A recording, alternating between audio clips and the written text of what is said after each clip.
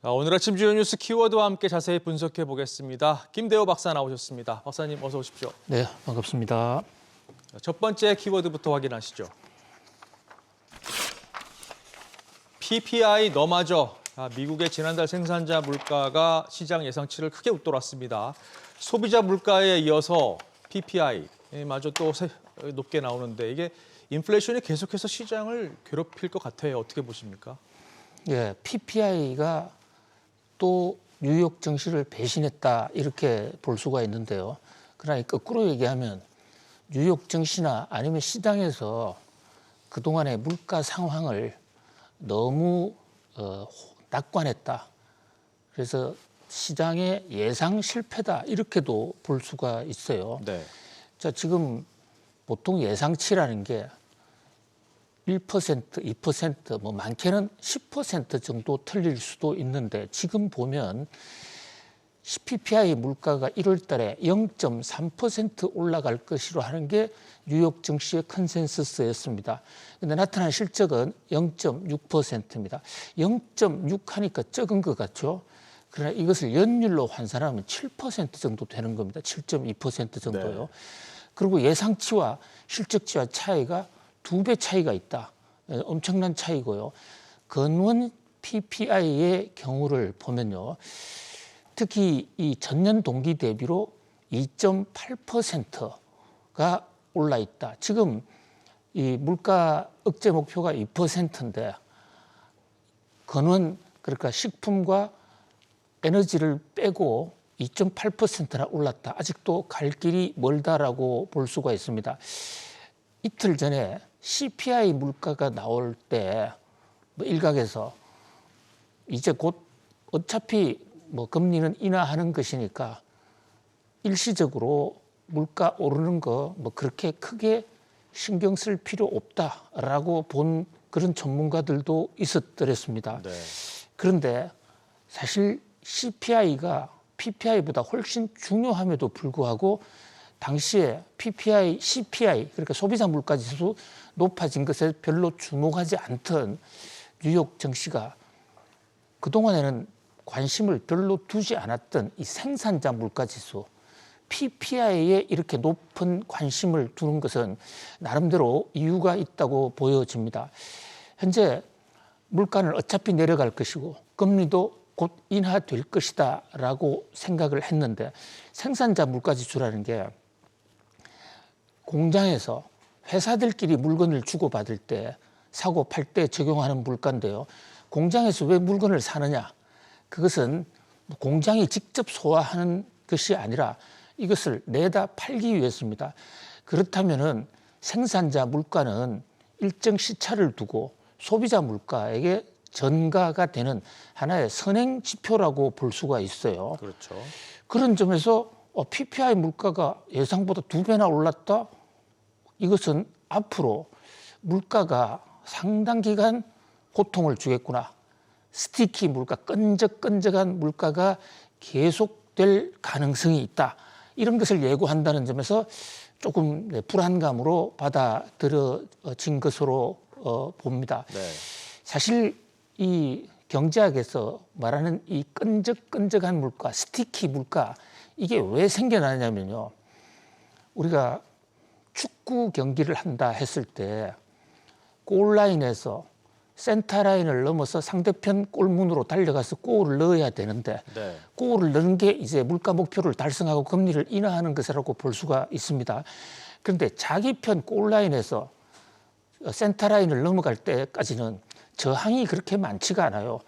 그래서 예를 들어서 CPI가 9.1%까지 올라갔다 했을 때 여기 3%까지 내려올 때는 마치 골라인에서 센터라인을 넘어가는 것처럼 저항 없이 빠른 속도로 내려갈 수가 있는데 네.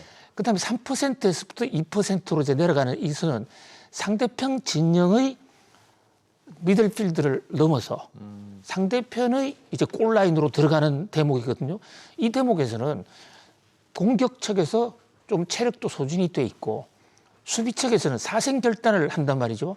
그런 면에서 스티키 물가라는 게 뭐 이번에만 나온 게 아니라 물가가 아주 높은 수준에서는 빨리 내려가다가도 정작 2% 목표를 앞두고는 좀 더 스티키하게 끈적끈적하게 갈 수 있다. 자, 그런데 이게 스태그플레이션 우리가 왜 나오냐면요.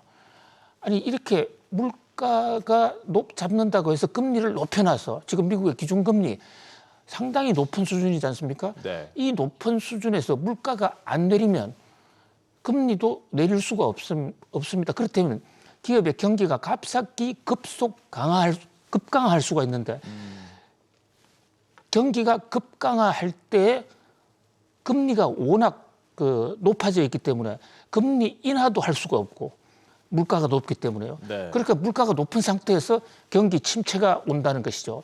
자, 제닛 옐런 재무장관 전 연준 의장이기도 했고 지금 미국 바이든 경제팀의 실세 중에 실세입니다.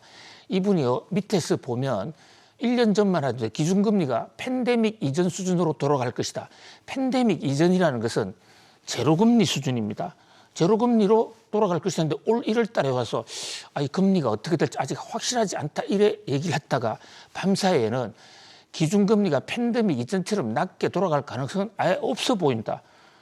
경제 상황이 바뀌니까 전망도 바뀔 수밖에 없지만 네. 그러나 경제 지표를 모든 통계를 다 가지고 있는 제닛 옐런 재무장관의 이 발언 말 바꾸기 이것은 제닛 옐런 장관도 스티키 인플레이션 이게 생각보다 더 끈적끈적할 수 있다.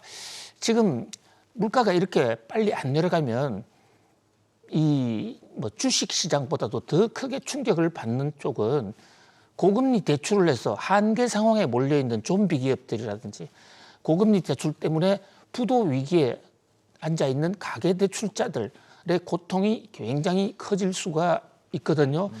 더더군다나 금리가 이렇게 스티키 끈적끈적하게 되는 이유 중에 하나가 금리가 곧 내려갈 것이라는 성급한 기대감 때문에 많은 투자자들이 금리가 내려갈 것이니까 돈 좀 더 빌리고 보자 하는 그런 어떤 가수효까지 생겨난다고요. 네. 그런 면에서 경제 정책적 차원에서 지금 선거를 눈앞에 두고 있는 제닛 옐런이나 제롬 파월 연준 의장 이런 분들이 금리 인하 기대감을 너무 부풀리는 바람에 오히려 정책이 엉키게 됐다.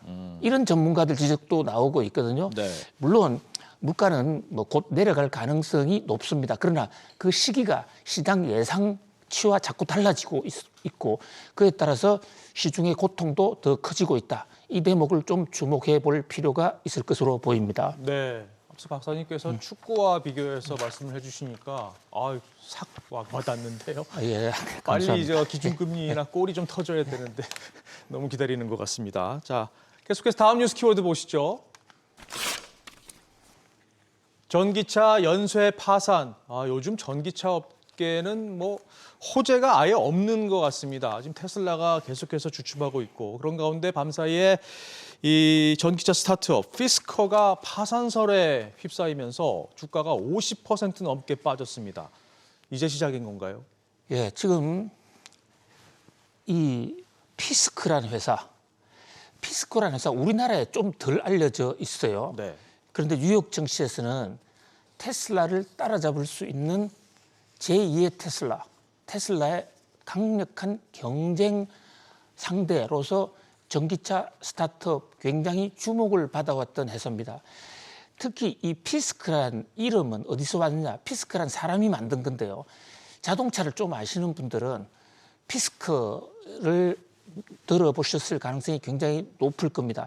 지금 세계에서 좀 제대로 된 어떤 이 국제적으로 디자인이 잘 된 차, 유럽 차들이 주로 그런데요. 그 차들을 대부분 디자인 설계를 한 분이 바로 저 피스크입니다.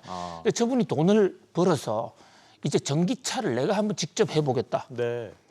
그래서 모든 주위의 지인들 돈까지 다 끌어모았던 게 피스크인데, 아니 이 피스크가 주가가 50%나 떨어졌다. 자, 이것은 지금 앵커님 잘 지적해 주신 대로 혹시 전기차 연쇄 파산의 신호탄이 될 수도 있지 않을까 굉장히 걱정이 커요. 자, 특히 지금 일본의 닛산이라는 회사가 있습니다. 네. 닛산이라는 회사가 이 피스크하고 그동안에 합작을 해왔고 일본 전기차의 희망이기도 했어요. 그랬군요. 예, 피스크를 통해서 한번 늦은 일본 전기차를 한번 따라잡아 보겠다. 그래서 리스탄이 돈을 많이 댔습니다. 그럼에도 불구하고 자금 부족으로 흔들리고 있다, 안 팔리고 있기 때문이거든요. 네. 그것은 이제 그만큼 전기차가 어렵다. 전체적으로 전기차 수요가 굉장히 감소하고 있고 또 중국이 전기차 덤핑을 많이 하니까 웬만한 회사들은 지금 살아남지를 못해. 기술 혁신을 통해서 가격을 확 떨어뜨릴 수 있는 회사 아니면 살아날 수가 없다. 그다음에 또 하나 악재가요. 사실 이 피스크는 애플의 자율차하고도 관련이 있습니다. 아, 그런가요? 예, 애플이 자율차를 할 때 자율차의 상당 부분의 생산을 대만의 폭스콘한테 맡기기로 사전 합의가 돼 있었고 네. 그에 따라서 폭스콘은 자동차 회사가 아니잖아요. 그렇죠. 폭스콘은 전자 부품 회사인데 그 자동차를 만드는 것을 피스크하고 같이 만들기로 합작을 하는 그런 계획을 최근에 추진을 했었더랬어요. 그런데 애플이 우리 이제 자율차 안 할래 이러니까 이 폭스콘에서 피스크와의 계약을 깨버린 겁니다. 이게 직격탄이 된 거거든요. 그렇군요. 그런데 이것은 뭐 원인이 어디 있다 이런 것을 떠나서 전체적으로 지금 전기차가 상당히 어렵다. 특히 트럼프 대통령이 당선되면 이거 전기차 보조금 다 없애버릴 거 아니야? 뭐 그런 면에서 전기차가 아주 중대한 큰 변곡점을 맞고 있다. 밤사이 테슬라 네. 가격도 많이 떨어졌는데요. 보통 자기 경쟁사가 망하거나 파산을 하면 1등하는 회사는 이제 경쟁이 없어지니까 우리 독점이겠구나 해서 주가가 더 올라가야 됩니다. 그렇죠. 근데 제2의 테슬라라는 이 피스크가 폭락하니까 테슬라도 같이 떨어진다는 것은 시장 전반에 공포가 좀 있다 이렇게 볼 수가 있겠습니다. 네. 국내 서학개미들 중에서는 아직도 테슬라에 대한 신봉자들이 많은 것 같은데 일단은 참고를 좀 하셔야 될 것 같습니다. 자, 다음 뉴스 키워드 보시죠. 동맹의 배신. 조 바이든 미국 대통령이 일본 제철에 US 스틸 인수에 반대한다는 입장을 공식 표명을 했습니다. 이 대선을 앞두고 역시 동맹보다는 선거가 중요한 것 같아요. 예, 국가 간의 관계에 있어서는 영원한 적도 없고 영원한 우방도 없다라는 그런 어떤 선조들의 교훈이 있습니다만은 바이든 대통령처럼 이렇게 노골적으로 자신이 불과 한두 달 전에 강조했던 동맹과는 무엇이든지 같이 하겠다. 네. 그래서 동맹과 함께 중국의 패권을 견제하자 해왔던 그런 말에 비추어 본다면 바이든의 동맹은 너무 가볍지 않느냐 이런 얘기가 나오고 있습니다. 자, 지금 일본 제철이 US 스틸이라는 미국의 철강 회사를 거저 먹겠다는 것도 아니고 돈 주고 사겠다고 하는데 이것을 트럼프 대통령이 그 대목을 정조준해서 내가 대통령 되면 이걸 막겠다. 그런데 지금 이 US 스틸이라는 게 미국의 철강, 미국 제조업의 자존심이기도 하고 또 이 철강이라는 게 이른바 경합주, 스윙 보트가 돼 있는 그런 주들에서 많은 근로자들이 관계돼 있으니까 대선에 영향을 줄 수 있다. 그래서 동맹도 일단 유보하고 그동안의 방침을 바꿔서 일본도 안 된다. US 스틸은 넘길 수 없다. 이런데 일본으로서는 크게 지금 실망을 하고 있습니다. 겉으로는 미일 동맹은 흔들리지 않는다 이러지만 일본 제철이요. 지금 US 스틸을 인수하려는 이유 중에 가장 큰 이유 중에 하나가 지금 미국이 일본 들어 자동차를 일본에 와서 좀 생산해달라. 네. 그리고 그러니까 일본 회사들이 전기차 공장 이것을 미국에 대거 지으면서 거기에 필요한 철강을 미국 현지에서 자체 공급을 하려면 아예 US 스틸을 인수하는 게 낫다는 이런 전략적 판단, 이게 동맹 관계에서 나온 거란 말이죠. 그러네요. 그런데 그 고리는 무시하고 지금 선거 때문에 안 되겠어. 일단 US 스틸 인수는 반대한다라고 밝히는 이런 모습을 보면서 세계가 이 바이든 역시 이 미국 우선의 국수주의에 많이 빠져 있다라고 비판하는 시각도 있는데요. 대선을 앞두고 일단 정권을 잡아야 되는 네. 바이든 대통령으로서는 어쩔 수 없는 선택이기도 한 것으로 보여집니다. 그렇군요. 자, 다음 뉴스 키워드 보시겠습니다. 주 4일 기습 입법. 우리나라 얘기가 아니고요. 미국에서 진보계를 대표하는 버니 샌더스 상원 의원이 주 4일 근무 법안을 발의했습니다. 자, 근로자들 입장에서는 반길 만한 뉴스인 것 같은데 사실 통과까지는 쉽지가 않죠. 예, 이 지금 전 세계적으로 주 4일 근무제를 도입하느냐가 이슈가 되어 있는데 우리나라도 역시 마찬가지입니다. 그런데 이 버니 샌더스라는 미국의 상원 의원, 이분은요, 바로 바이든 대통령이 대통령 출마했을 때 민주당의 유력 대권 후보로서 마지막까지 바이든과 경쟁했던 미국의 실권자 유력 정치인입니다. 네. 이 정치인이 사전 예고도 없이 주 4일제 근무 법안, 그러다 보니까 하루 8시간씩 근무하니까 4일, 4, 8이 32, 주 32간, 32시간 근무 법안을 기습 제안을 했습니다. 이게 통과가 되느냐 안 되느냐 이것은 둘째치고요. 정식으로 법안이 나왔다라는 얘기, 이것은 상당히 앞으로 전 세계 노동 환경에 영향을 줄 수도 있고요. 특히 이게 선거를 앞두고 이 안을 냈다는 얘기는 이번에 미국 대선에서 있을 쟁점으로 만들어 가겠다.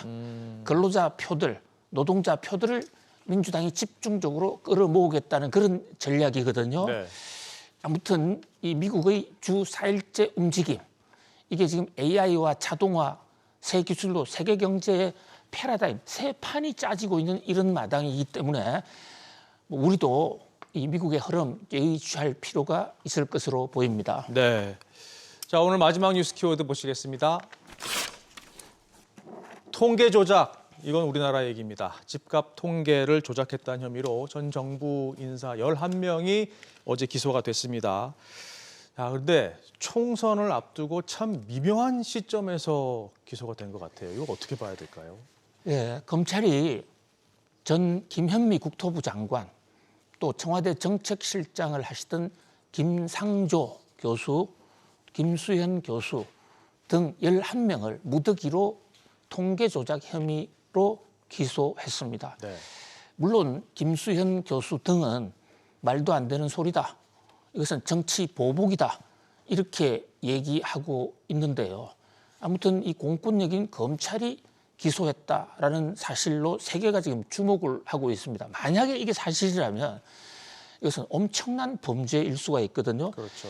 통계 조작 얼핏 보면 숫자 한두 개 조작하는 거 아무것도 아닐 수 있지 않느냐 생각할 수도 있지만 그렇지가 않습니다. 그래서 병원에서 환자가 왔을 때 고혈압 환자인데 정치적인 목적으로 당국의 압력 때문에 이거 저혈압으로 진단해, 이렇게 되면 처방이 반대로 나가고 그 사람 죽게 되는 것입니다. 그렇죠. 이 부동산 정책도 문재인 정부 시절에 얼마나 많은 시행착오를 겪었습니까? 심지어 김현미 장관은 아파트가 빵이라면 밤새 만들어내겠다라고까지 얘기를 했는데 빵을 만들어낸 게 아니라 조작 통계를 만들어냈다? 이것은요, 나라를 완전히 거꾸로 돌렸다라는 얘기가 될 수 있고 또 세계적으로도 우리나라의 공신력이 급전직하될 수 있는 것이거든요. 그런 면에서 법원에서 엄정한 심판을 해야 될 것으로 보인다. 만약에 또 사실이 아닌데 검찰이 기소했다면 그 역풍도 만만치가 않을 것 같은데요. 네. 아무튼 우리나라 건국이에 처음으로 통계 조작 문제가 법원으로 넘어갔습니다. 함께 지켜볼 필요가 있겠습니다. 네. 자, 오늘 짚어본 뉴스 키워드 다시 한번 보시겠습니다. PPI 너마저, 전기차 연쇄 파산, 동맹의 배신, 주 4일 기습 입법, 그리고 통계 조작까지 짚어봤습니다. 박사님, 오늘도 도움 말씀 고맙습니다. 고맙습니다.